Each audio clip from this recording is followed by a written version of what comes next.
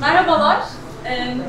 Bugün heyecan verici bir hikaye dinlemek ve üzerine sohbet etmek için toplandık. Öncelikle hepiniz hoş geldiniz.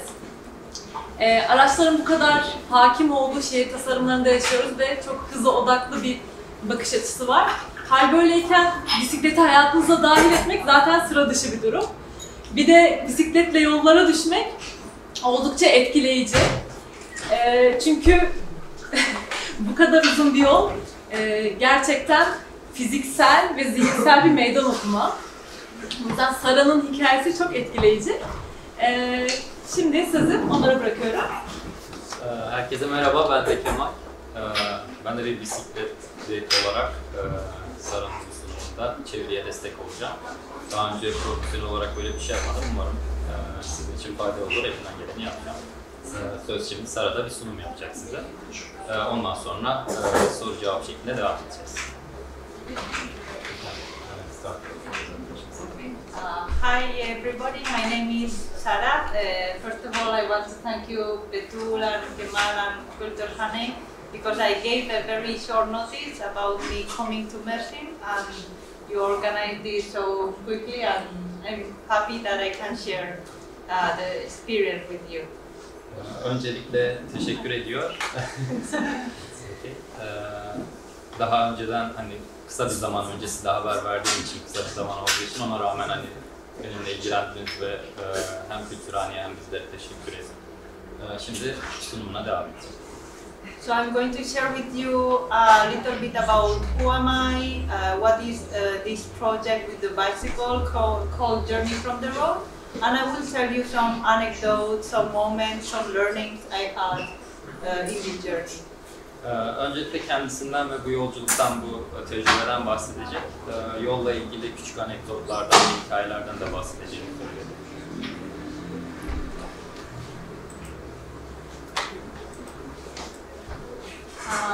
Okay, my name is Sara. I'm from Spain. I'm originally from China, and I grew up all my life in Spain. I went to university. I work in technology for 5 years. İspanya'da doğduğunu ve büyüdüğünü söyledi. Geçmişinin Çin geçmişinin olduğunu söyledi. Ailesi oradan. Zaragoza'da doğup büyüyor, üniversiteye gidiyor. Teknoloji sektöründe çalışmış daha önce. Yeah, I had a pretty normal life before this, and I also think that I've always been a curious kid. Normal bir hayatım vardı bundan önce. Meraklı bir çocuk olduğumu söyleyebilirim. It was in 2015 when I started to travel alone by myself, going to different countries, Portugal, Israel, Kyrgyzstan, many countries.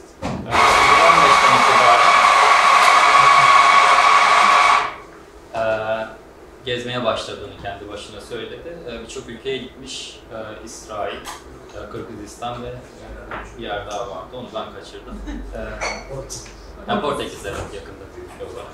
Yeah, I went to a few countries alone with my backpack and with an airplane, not with a bicycle. Sadece sırt çantasıyla gezmiş bu ülkeleri ama uçakla, bisiklet dahil değilmiş bu geziler. And then the pandemic came and the borders were closed, so I had to think of another ways of traveling. Pandemiden sonra sınırlar kapatıldığında bu gezilerin başka bir yolunu aramaya başlamış. So during the pandemic, I did 3 trips that had a really big impact on me. Pandemi sırasında 3 tane gezisi olmuş. Bunların onun için çok etkileyici olduğunu söyledi. For example, I did my first bicycle trip in October 2020. Ekim 2020'de bir yolculuğu olmuş. I spent 9 days hiking alone in the mountains. Dağlarda 9 gün geçirmiş. And I also walked from one city to another during 9 days. 9 gün boyunca bir şehirden bir şehire yürümüş. And all these 3 trips were very important to me because I realized that the most enjoyable thing to do was the journey rather than the destination. Bu üç gezinin onun için çok önemli olduğunu söyledi. Yani gezinin daha önemli olduğunu, seyahatin, o yolculuğun varış yerinden daha önemli olduğunu söyledi. At the same time, during COVID times,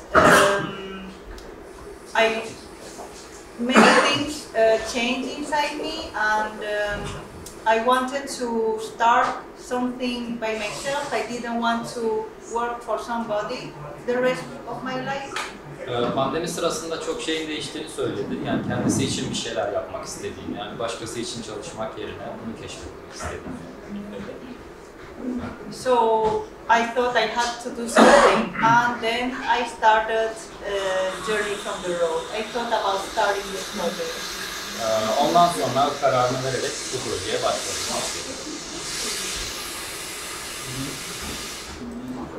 And I want to tell you a little bit about what this project is.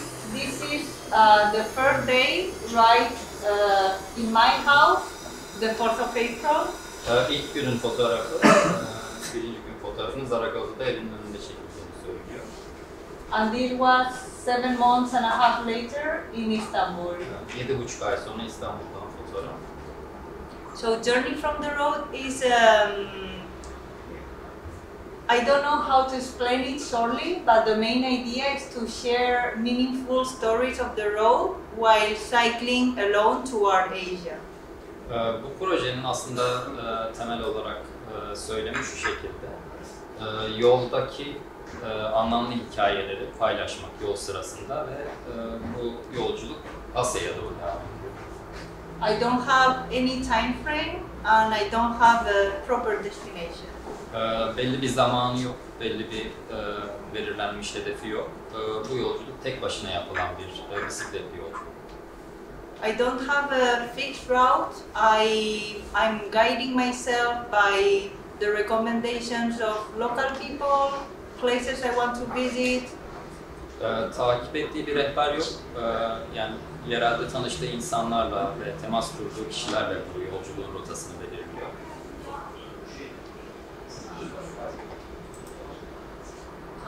Today it's been 8 months and a half already in this journey. I reached 7,000 kilometers a few days ago. I cycle in 10 countries. I have many amazing stories to share with you. 8,5 ay sonra ilk yola çıktıktan sonra 7.000 kilometreyi aşan ve 12'ye geçen bir yolculuk olduğunu söyledi. Sizinle paylaşacağım çok fazla hikaye var. Okay, so it takes me a lot of time to share all the journey with you, but I want to share some moments, some anecdotes, and some learnings I had of this journey. So I'm going to share with you a few pictures. Bazı önemli anları ve anekdotları, dakikaları, anları paylaşacağımı söyledi. Şimdi onlara geçiyoruz. This picture, for example, is the first night of the journey, the 4th of April. I cycled 45 kilometers and I slept by the river. İlk gecenin fotoğrafı 4 Nisan'da çekilen bir nehrin yanında çadırda uyuduğunu söyledi. This was the coldest night of this journey. It was -5 degrees at night. When I woke up, my tent was like frozen. And my bottle of water was half frozen as well. Bu yolculuğun en soğuk gecesi olduğunu söylüyor Sara. Sabah uyandığında çadırının dışını bu şekilde donmuş şekilde görmüş ve şişedeki suyunun yarısı donmuş şekildeymiş. -5 derece olduğunu söylüyor. After 8 days more or less of cycling in Spain towards the north, towards the Pyrenees, I reached my first border. So right behind that is France already. 8 gün sonra kuzeye doğru, Pirenelere doğru sürdükten sonra ilk sınır geçişi İspanya'dan Fransa'ya doğru. Onun fotoğrafı paylaşılıyor burada. I remember that when I was staying at the border, I stayed like maybe 2 hours or so to have lunch there, and I realized that I had the feeling that the journey started there because I was getting away from home. you advance very little by bicycle. Orada mola verdiğinde 2 saatlik bir yemek molası vermiş. Tam olarak orada hani yolculuğun başladığını hissetmiş. Çünkü diyor ki hani bisikletle çok hani kısa mesafeler aşıyorsunuz ve bunu hani hissetmek mümkün olabiliyor. This picture was taken in Italy. We cannot see the odometer, but it shows 2022 kilometers, so it was going to be an important year. So I took a picture. İtalya'da 2022 kilometrenin fotoğrafını çekmiş, önemli bir an olduğunu söyledi. And this is, I call the picture Afraid of Asking for Help. This is a picture I took with a very nice family who hosted me in Italy. Bu fotoğrafı yardım istemekten korkmak şeklinde adlandırdığını söyledi. İtalya'da onu misafir eden bir ailenin fotoğrafı. I put this title because at the beginning of the trip, the majority of the times I slept by myself, I stayed in hostels, or I used the cycling community called Warm Shower. Bu yolculuğun başlarında daha çok çadırında veya da işte hostellerde kaldığını ekledi. O yüzden bu fotoğrafı bu ismi verdiğini söylüyor. So at the beginning of this journey, I was very embarrassed to ask people for help. Yolculuğun başında insanlardan yardım istemek konusunda çok utangaç olduğunu söylüyor. So I said to myself, minimum I had to try 10 times asking for people where I can sleep. If I get 10 no's, at least I can say I have tried. Kendisine şöyle bir şey söylemiş. En az 10 kere insanlardan yardım istemeliyim. Nerede uyuyabilirim, nerede kalabilirim şeklinde. Hani 10 tane hayır cevabı alırsam en azından denemiş olurum diye bir şeyler söylüyor. When I found this family, it was the fourth time I asked that day. Bu aileyi bulduğunda 4. denemesi olduğunu söylüyor.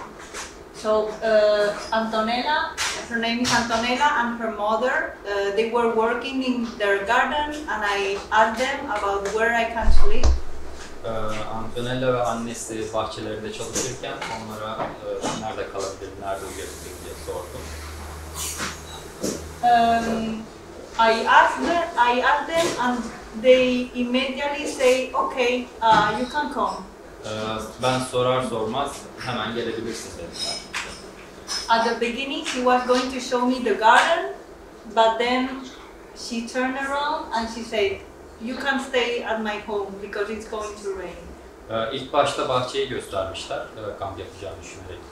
Daha sonra yağmur yağma ihtimaline karşı eve davet etmişler. Antonella mom, she was a little bit afraid because, of course, she didn't know me. They both didn't know me, but Antonella told something to her mother that stayed with me. Önce annesinin korktuğunu söylüyor tanımadıkları için. Ancak Antonella bir şeyler söylemiş annesine, hani bizde kalabilir şeklinde. Sonra güvenmişler. She said to her mom, "How many times are we going to meet someone who is cycling around the world?" Dünyanın etrafında bisiklet süren bir kişiyle kaç kere karşılaşabiliriz ki şeklinde bir şeyler söylemiş annesine Antonella. And that is something that stayed with me because I think that I am lucky to find this family that host me, that help me. But also I think maybe I can bring something to the families I stay with. Bu aileleri bulduğum için şanslı olduğumu düşünüyorum dedi Sara. Aynı zamanda ben de onlara bir şeyler verebilirim gibi düşündüm diye diyor.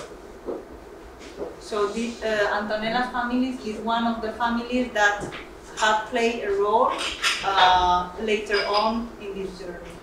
Antonella ve ailesi bu yolculukta daha sonra bir rol oynayacak.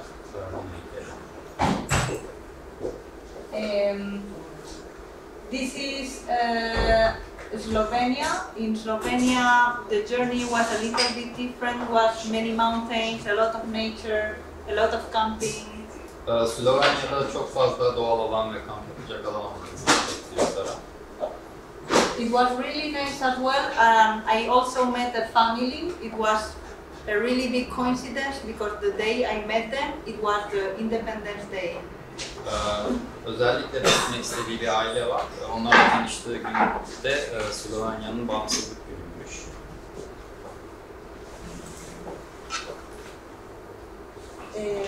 These pictures are from different families in Croatia. Families became a big part of this journey. Hırvatistan'daki farklı aileler artık bu yolculuğun bir parçası oldu.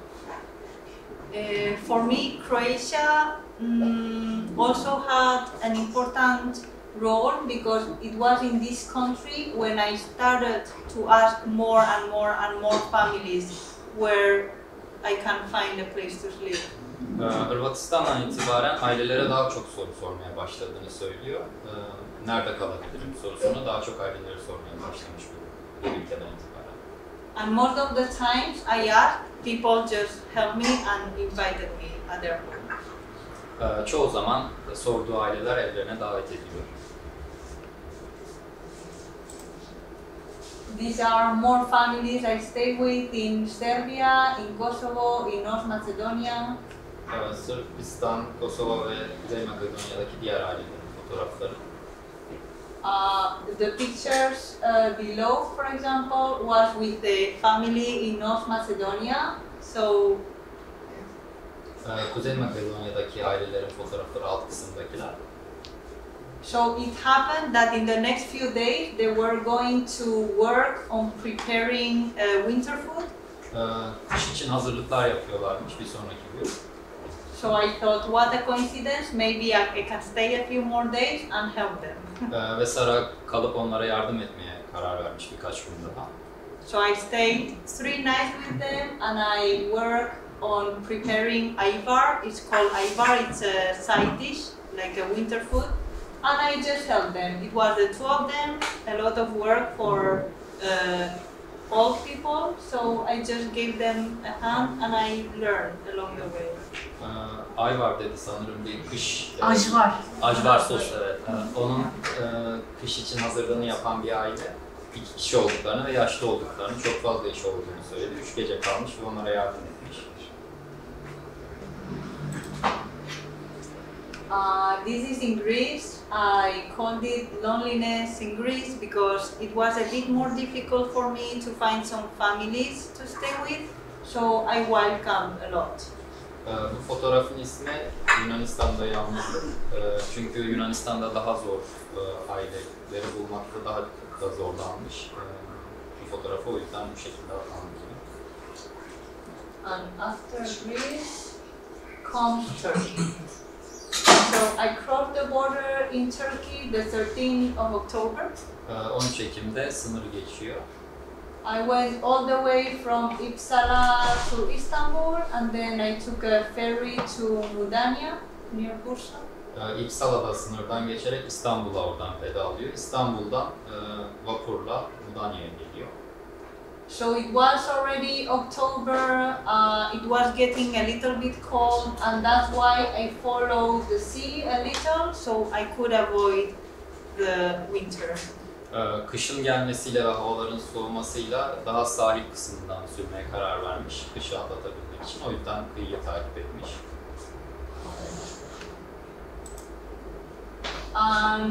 This is the first family I stayed in Turkey. I have to say that before coming to Turkey, I was a little bit nervous. I talked with a few women who cycle alone in Turkey. Bu fotoğrafta Türkiye'ye geldiğinde yanlarında kaldığı ilk aile görünüyor.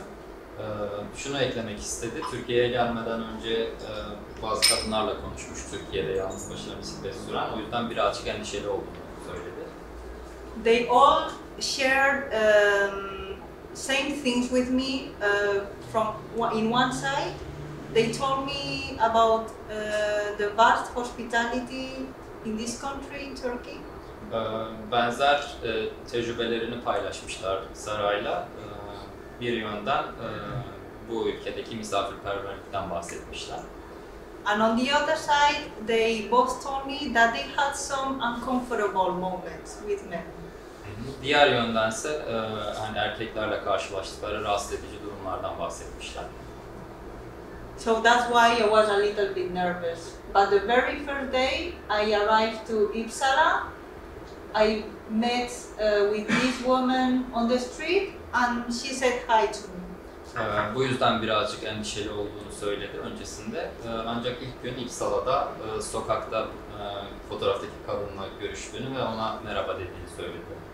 And after exchanging a few words and gestures, above all, she just invited me to her home. Birkaç karşılıklı konuşma ve mimikten sonra evine davet etmiş. So we had dinner together. I didn't put the picture of the dinner because he doesn't have a veil and I cannot show it. We had coffee and in the next morning they helped me with the tire because I had a flat tire, so I stayed a good night with them. O gece orada kalmış, akşam yemeğini yemişler. Yemeğin fotoğrafını koymadığını çünkü onu davet eden kadının başının açık olduğunu o fotoğrafta ekledi. Bisikletinin lastiği patlamış ve onun tamir edilmesine de yardım etmişler. And the fear and nervousness just went away like naturally this night, the first night. İlk geceden korkunun gittiğini ekledi. This was a picture on the road to Istanbul. It was crazy. It was a lot of traffic all the way from Uppsala to Istanbul.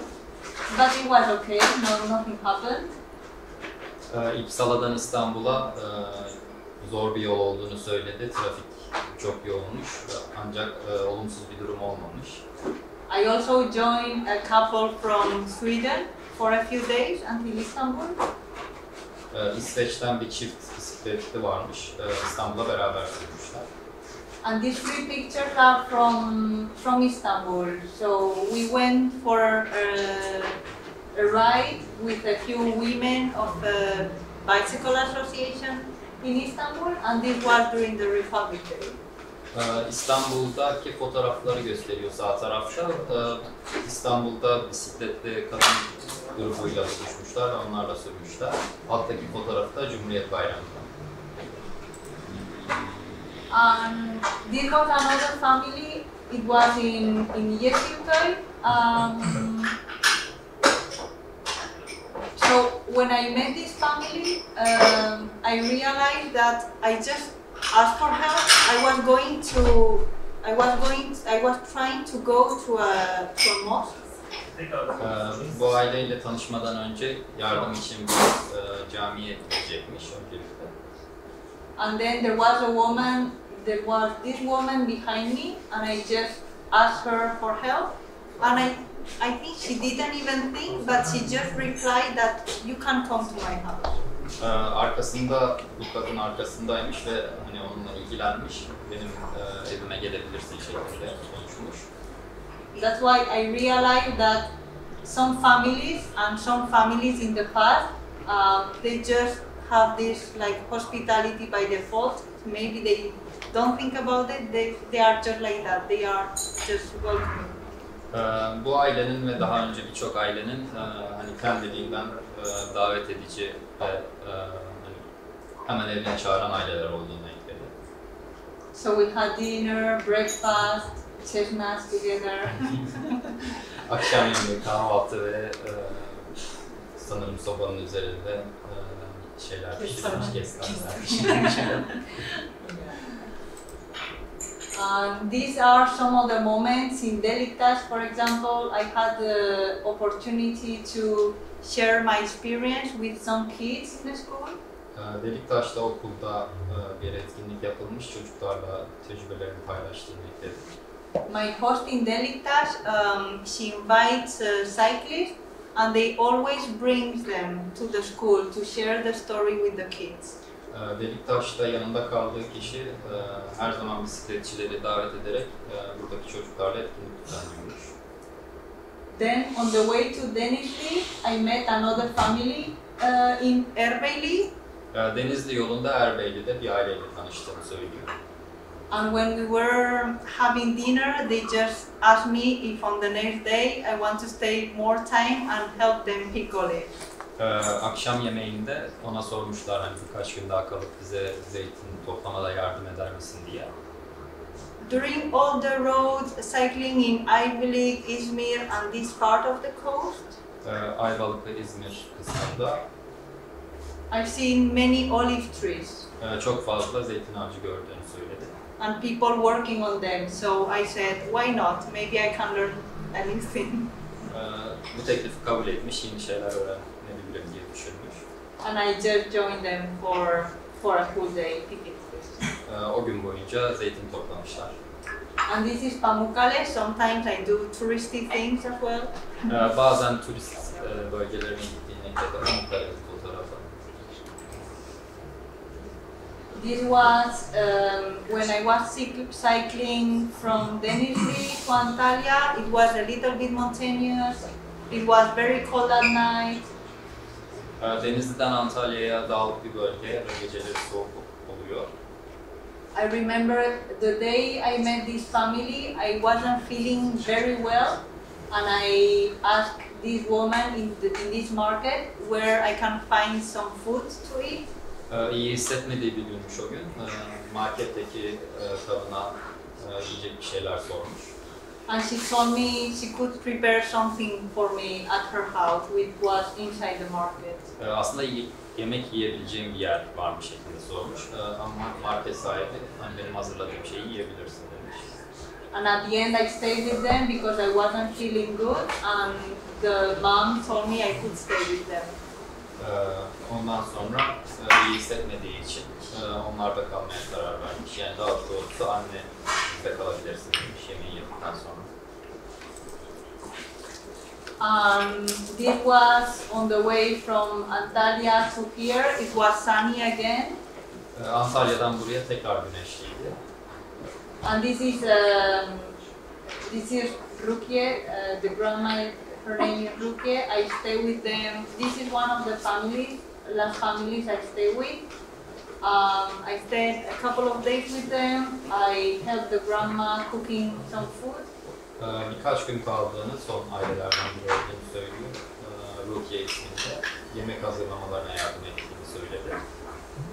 And this is some of the many examples of hospitality I received in Turkey and in all the countries I've been cycling at. Bunlar yolda şu ana kadar karşılaştığı ailelerde misafirperver olan ailelerin bazı örnekleriymiş.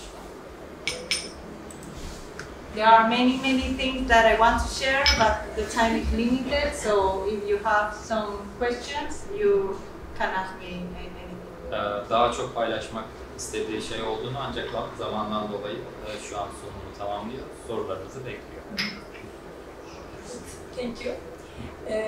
Sara'nın sunum kısmını tamamladık. Şimdi sorular bölümüne geçiyoruz. Önce ben birkaç soru soracağım. Ardından sözü sizlere bırakacağım. Katkılarınız veya sorularınız için. Öncelikle sormak istediğim şeylerden bir tanesi. Hayatımızı hep planlayarak yaşıyoruz. Ama yola çıktığımızda böyle gitmiyor iş. Bu belirsizlik hallerinde nasıl hissediyor? So, Sarah, we are planning the life as always, but in the road there's uncertainty. What do you feel about that? Okay.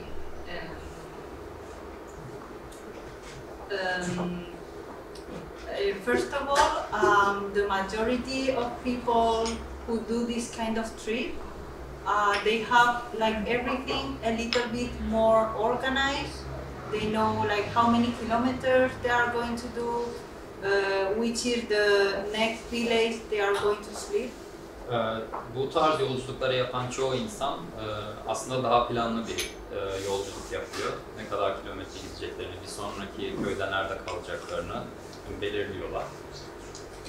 But also in my first bicycle trip, I just realized that a lot of times you cannot plan in advance how you are going to feel, how tired your body is going to be, or what are the things you are going to encounter on the journey. İlk bisiklet yolculuklarında tecrübe edindiği bir şeyler var. Yolculuk sırasında vücudunuzun ne kadar yorulacağını veya da nasıl hissedeceğinizi, karşılaşabileceğiniz şeyleri planlayamıyorsunuz. For me, I sometimes thought about, okay, maybe it's better to already have somewhere fixed to sleep, to do 60 kilometers, for example, and know where to sleep, like that every day, or just be open to the journey. İki yolu var ya 60 kilometre boyunca nerede kalacağınızı bilirsiniz ya da açık olursunuz.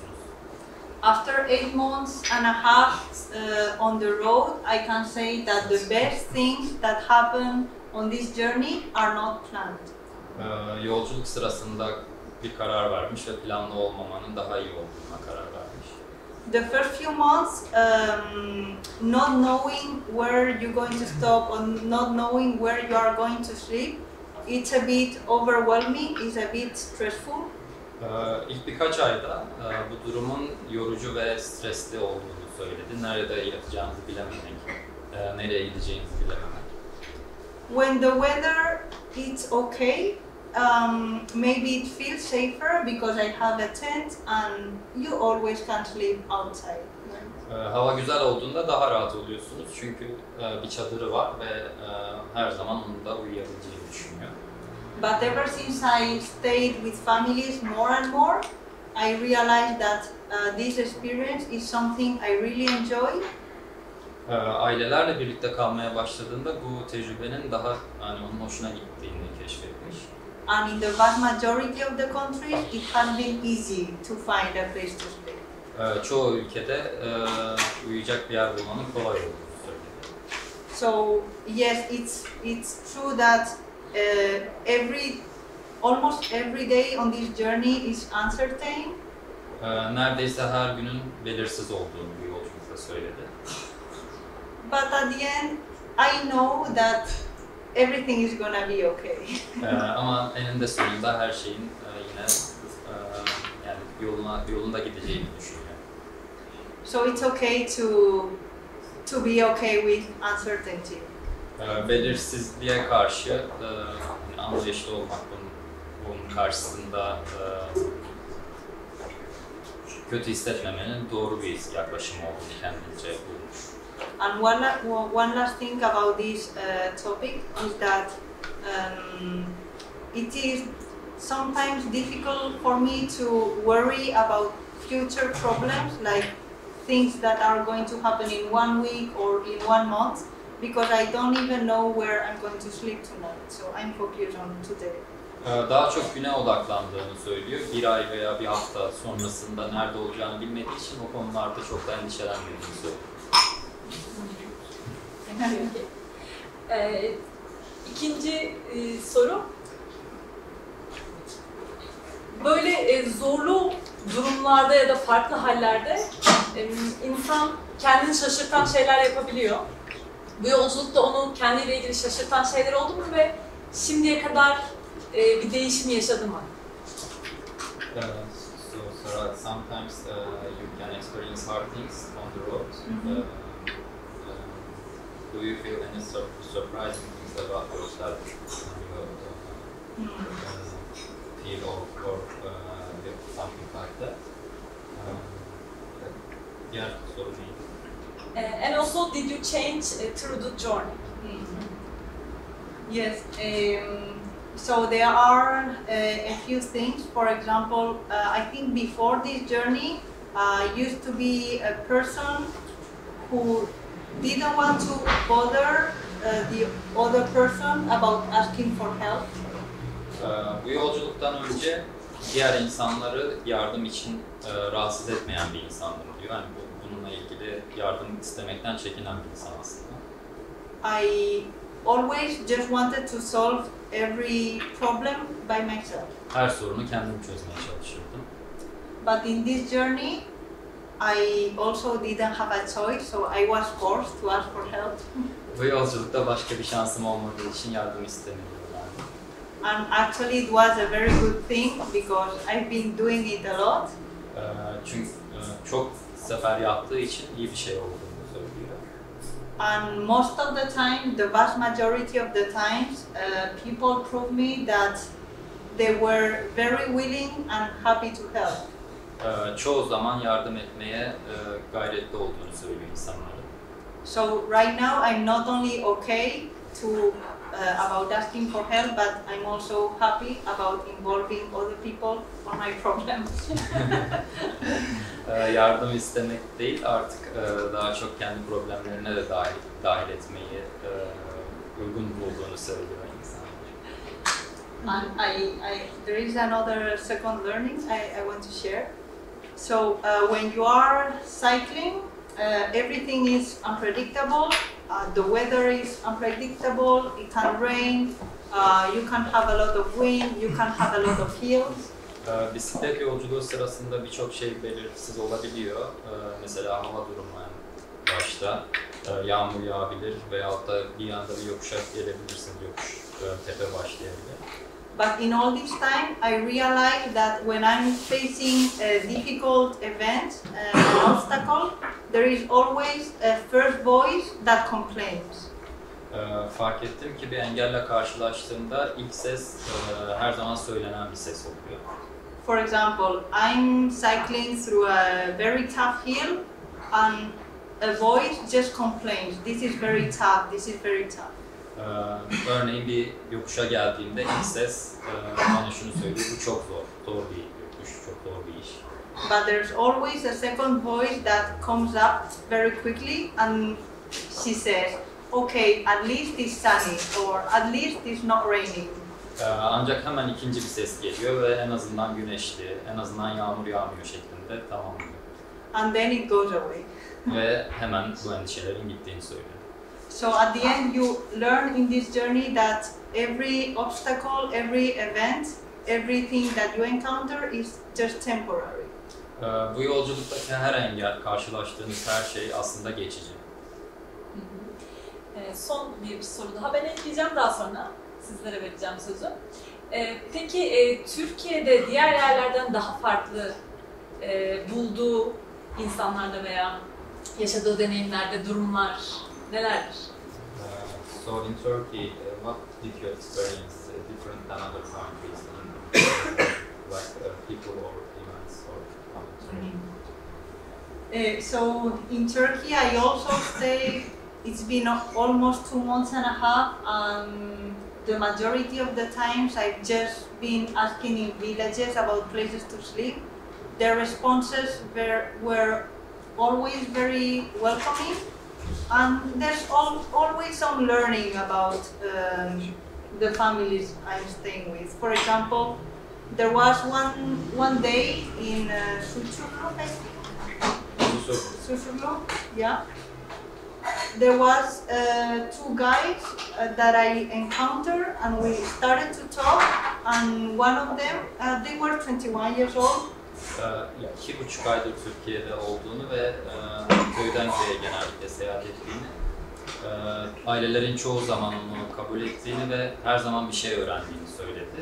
Susurluk'taki bir anısını anlatacak 2 kişiyle karşılaşmış. So after knowing a little bit about my trip and about what I needed, they just invited me at their home.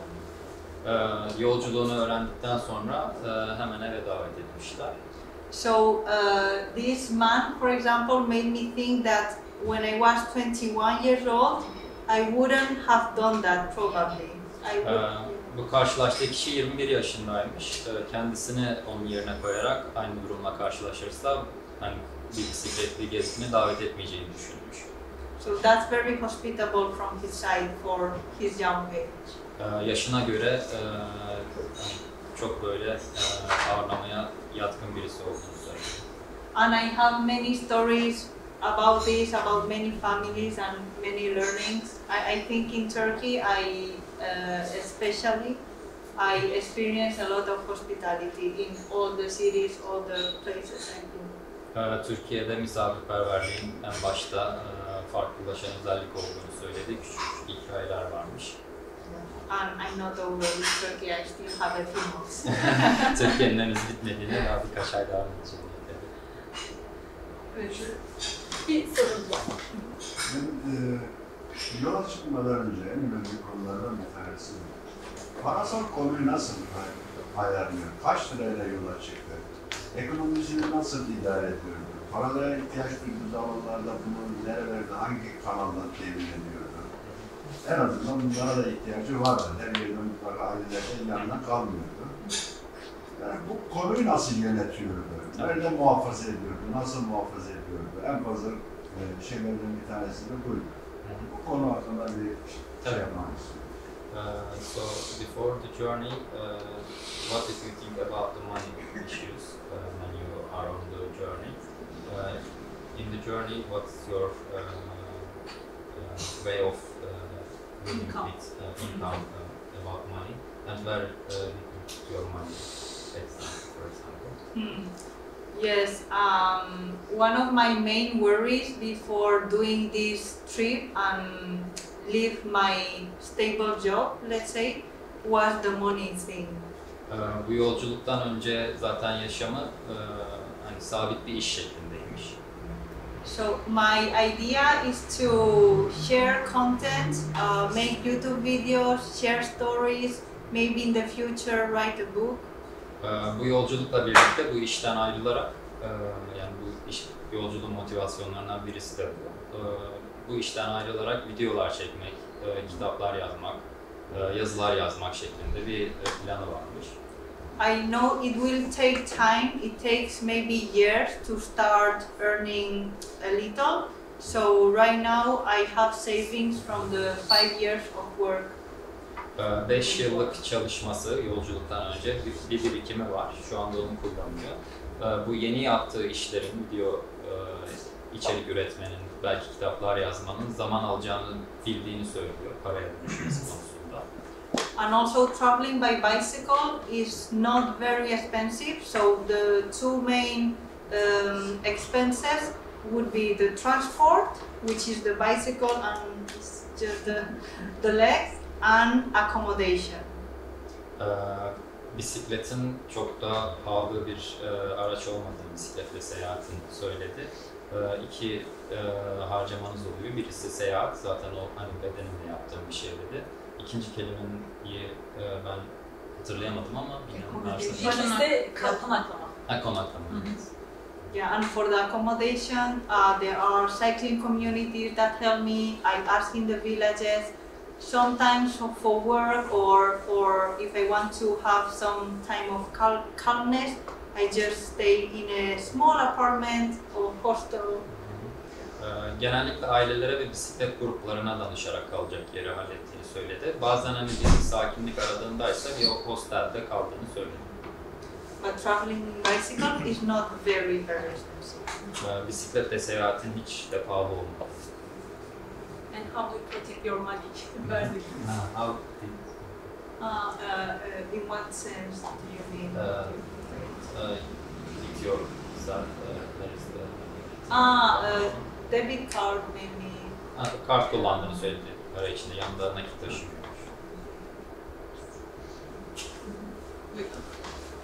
Şimdi bu yolculukta en çok hangi ülkeyi ve hangi ülkedeki insanları sevdi? Türkiye hariç. Ama Türkiye hariç, Türkiye yani desen olmayacak. Bir de bu yolculuk güzel olmasının avantajlı olduğunu düşünüyorum. Onu soruyorum. Questions. First, which country do you like most other than Turkey? We know you like. You can answer. Okay. So I think the Balkans region was very hospitable to me. Serbia, Kosovo. I really enjoy my time in there, Serbia and Kosovo. Sırbistan ve Kosova'nın da Balkanların yine aynı Türkiye gibi misafirperver olduğunu, oranın yine sevdiğini söyledi. And the second question, do you think you're looking with two persons?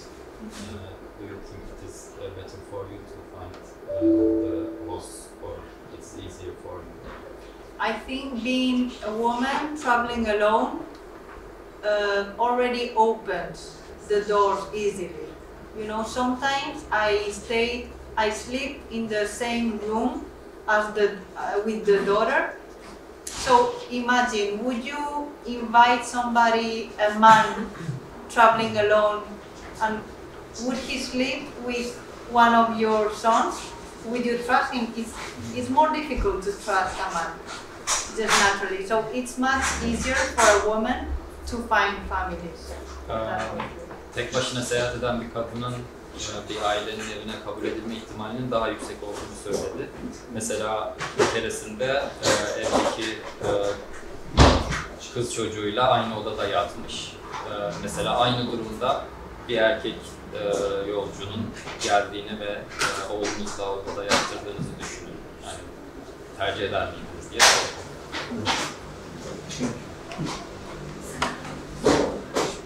Var mı başka soru? O pandemide bir sürü değişiklik oldu, öyle yola çıktı diyor ya, başında söyledi ya. Onu rahatsız eden şey, yani buna ikna eden şey neydi? O cesareti ikna eden, o rahatsız olduğu şey neydi?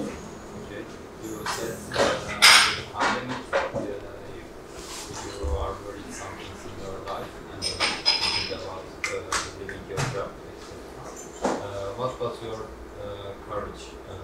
What did you push to this journey? So I have some people that inspire me. I follow some travelers in social networks, but I had one friend who also quit his job, and he started to travel from Spain toward Asia with his bicycle. He started 1 year before me, and he was an inspiration for me. Sosyal medyadan takip ettiği bazı gezginler varmış, ona ilham veren. Ancak bir yakın arkadaşının ondan 1 yıl önce benzer şekilde işi bırakıp bisikletle yola çıktığını söylüyor. O en çok ona ilham veren kişi olmuş. İlham veren değil de yani niye oradan çıkmak istiyor, yani bir yolculuk hikayesi. Yani rahatsız olduğu bir şey mi var, çıktı sadece bir macera mı, arayışı mı?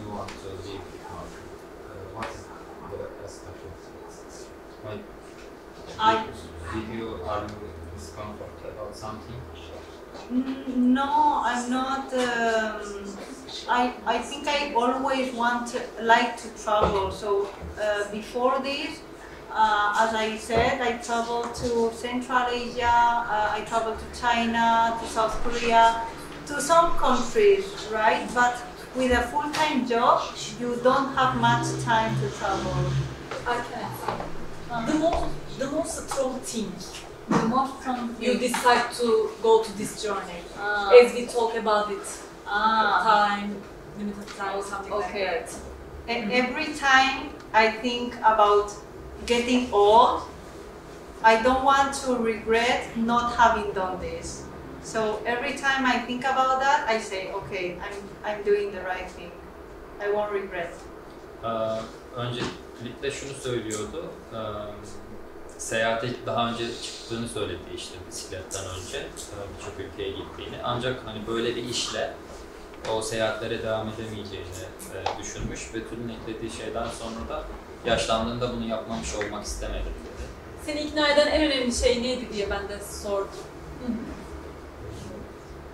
Pişman olmamak için aslında hep böyle yolculuğa çıkmak istiyormuş. O yüzden onu ikna eden şeylerden biriymiş.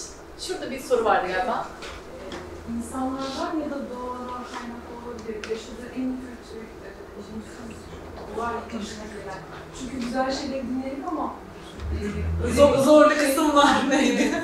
burada geliyor. Sonrasında bir de ayrıca bu yolculuğun ona kattıklarını hani anlatıp ifade etmek isterseniz bize nelerdir ona kattıkları bu yolculuk?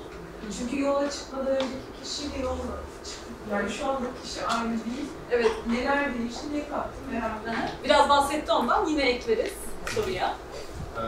So, what was your worst experience with people or nature, something like that? We talked about what was the bad part? Yes, I experienced some loneliness when I was cycling in Greece. because there were some days that I asked 5 times, 6 times, 8 times to families, and I couldn't find any family to host me. So I spent a lot of time alone in Greece. Yunanistan'da özellikle çok yalnızlık hissettiğini söyledi. 5-6-8 kere hani soru sorduğunu ve aile bulamadığını, yalnız kaldığını söyledi. Bu zorlandığı, en çok zorlandığı şey olmuş. And the next question is? The change after the journey, the similar question on your side.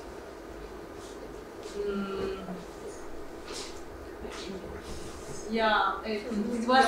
Yeah, I already answered a little bit about asking for help. People is willing to help you, and they are happy to help you.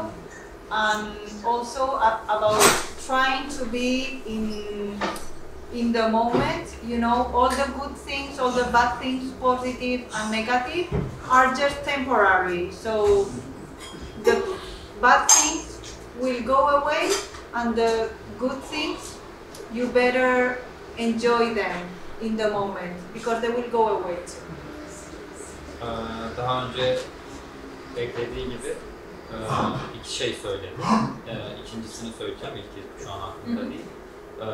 Anın önemli olduğunu, iyi şeylerinde, kötü şeylerinde geçici olduğunu söyledi. Kötü şeyler geçecek, iyi şeylerin de tadını çıkaracağım. Her şey geçici. Bunu öğrenmiş. Birincisi de şuydu, yardım konusu. Hani insanların yardım etmeye çok hani açık olduğunu, bundan hani bunu sormayı öğrendiğini. Bu zaten verilmiş sanırım ama ikinci söylediğim Teşekkürler. Şurada bir soru. So what is your plan for tonight? Where are you going to stay? I don't know I have somewhere to sleep, but I don't know their name. I don't know where it is. I just tried the tour friend. They just arrived. Okay. Bugünkü planın ne diye sordu bir arkadaşımız. Henüz onları tanımadığı, isimlerini bilmediğini söyledi ancak Betül ve aracılığıyla ayarladığını, bir yerde uyuyacağını biliyor ama kim olduğunu ve isimlerini bilmiyor ama ona güvenerek rahat olduğunu söylüyor. Bir soru daha var size. Aysel Hanım siz. Mersin'i nasıl buldun? Ben yeni geldim, belki bahsetmiştir ama merak ediyorum. Mersin bisikletli kadınları nasıl buldun diye sorayım. Mersin and bicycle. No, it was a really nice experience to cycle with the Ağırlıyoruz team and all. And I've seen a little bit only about Mersin. The part of the coast I think was very nice. It made for people, not for cars. So it's really nice. Grupla birlikte sürüşün çok güzel olduğunu ekledi.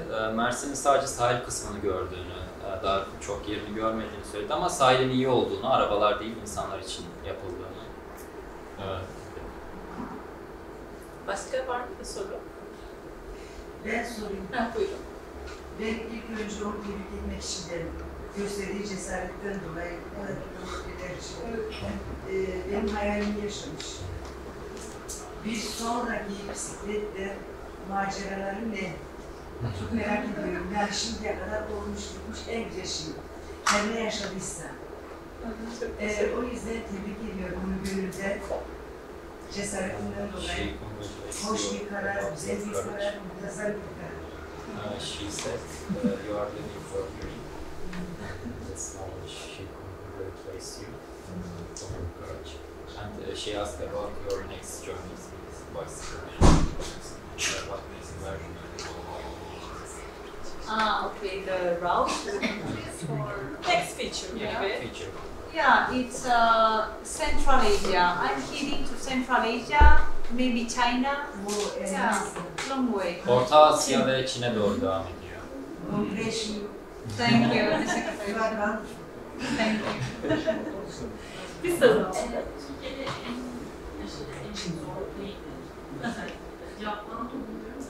Benzer bir soru. What is the hardest thing in the Turkey that you did? The hardest thing in Turkey. Yes. Cycling with traffic, a little bit, it's sometimes a little bit overwhelming.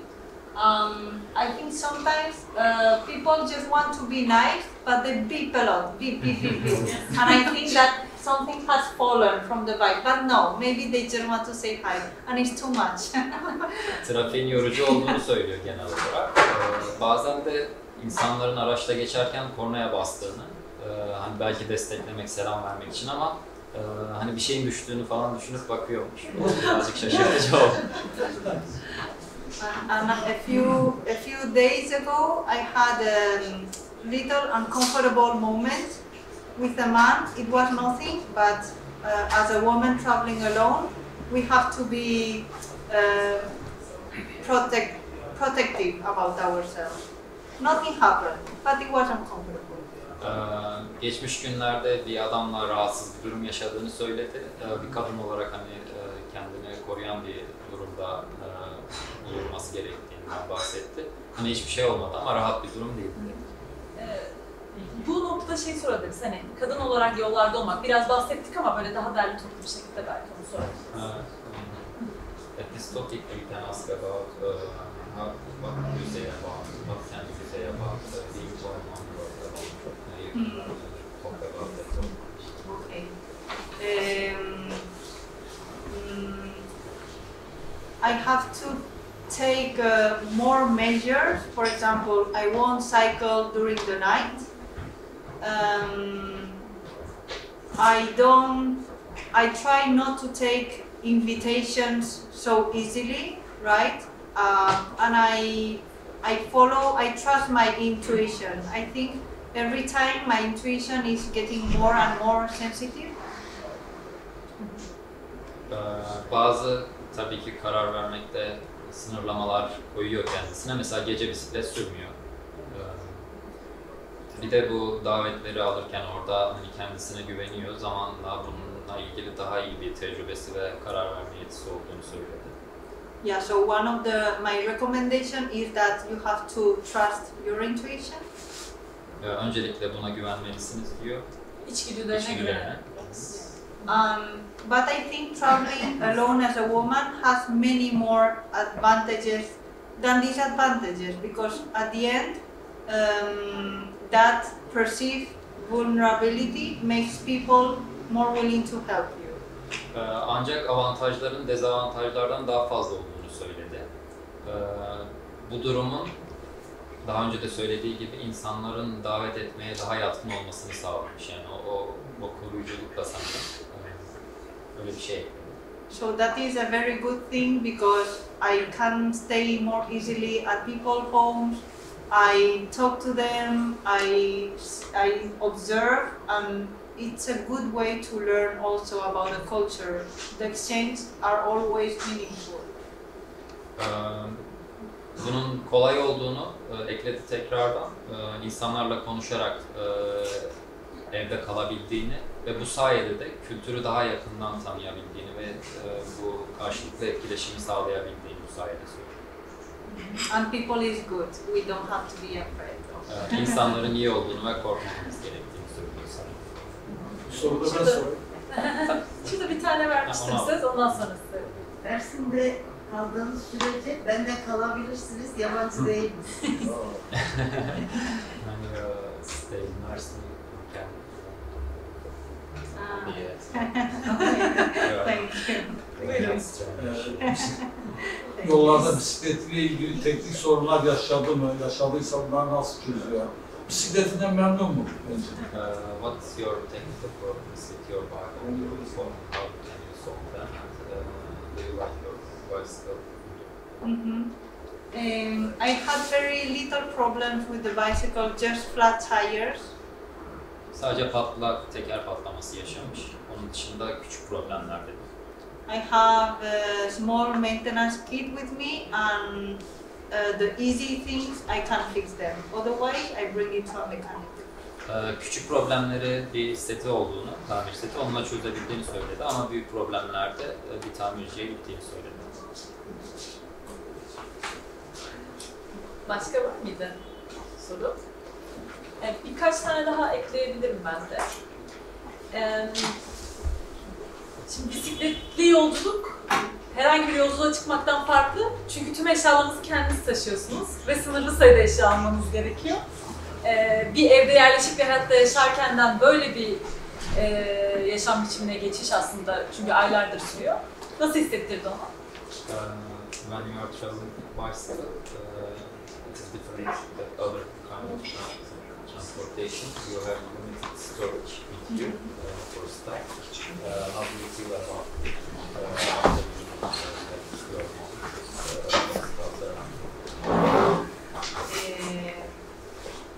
I think at the end of the day I get used to it. I have to wash my clothes very often because I have little.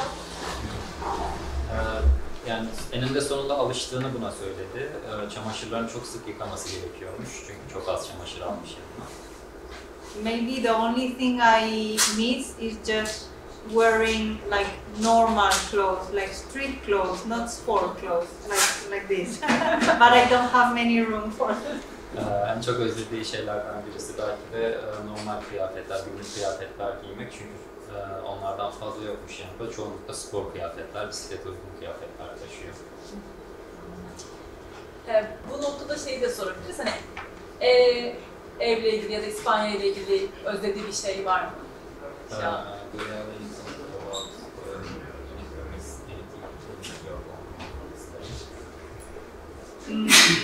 Maybe the food from home. That's always. Ev yemeği demiş birazcık. İspanya'ya geliyor ama. İspanya'ya geliyor burada.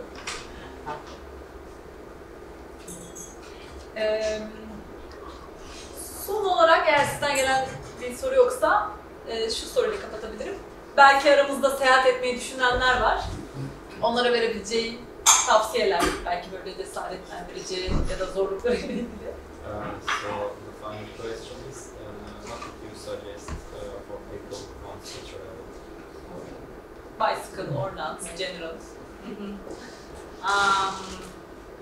I would say that don't think too much, don't worry too much. If you want to do a bicycle trip, just do it, try a few days, a small trip, but do it. Don't think a lot about it. The important thing is to do, to try.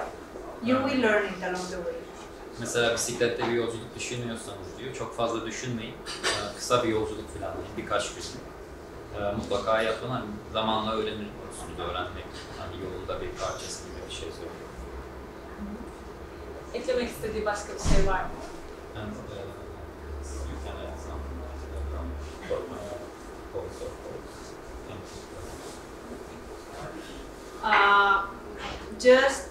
many people, one of the things that people ask me is, aren't you afraid? But yes and no, it's very relative. But people have been helping me a lot, and you will find that on the road as well.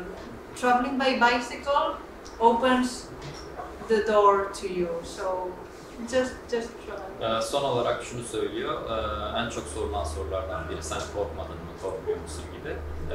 Yani buna aslında aynı anda hem evet hem hayır gibi bir cevap verdi. Bisikletle seyahatin size kapıları açtığını söyledi. Son olarak böyle. Teşekkür ederiz hem Sara'ya hem sizlere. Bundan sonra da dışarıda sohbete devam edebiliriz.